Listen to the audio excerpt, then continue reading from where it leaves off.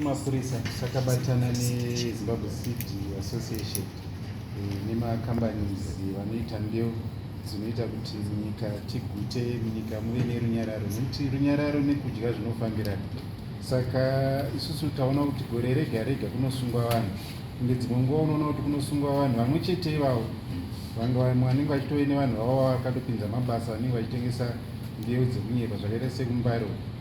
Svondo rapera takaona varimi vachichema chaizvo pazvivhitivhiti zvakasiyana siyana nedzimwe nzvimbo dzemunyika. Saka tiri kuti iko zvino izvi munhu achasuka kuchipurisa tinoti isusu profiling, tichatanga nokuprofiling. Toda kuziva kuti munhu iye anoshanda nekambani ipi, anomboita nezvei, zvinhu izvo zvanozvaona kupi muno muZimbabwe here kana kuti kunze kwenyika, kana ari munhu anongofamba mumigwagwa umu kana vachimira mumakona emimigwagwa anopiwa nani.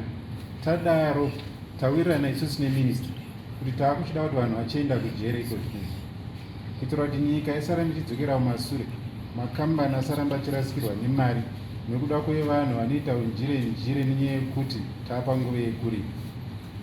Vanorima mbeu dzedu vanozikanwa nemaseed companies, vanozikanwa neZimbabwe Seed Association. Saka ivo vari kuzviita izvi ndoda kuudzai kuti this time around hakuna kudzokera masure. Definitely they are going to jail.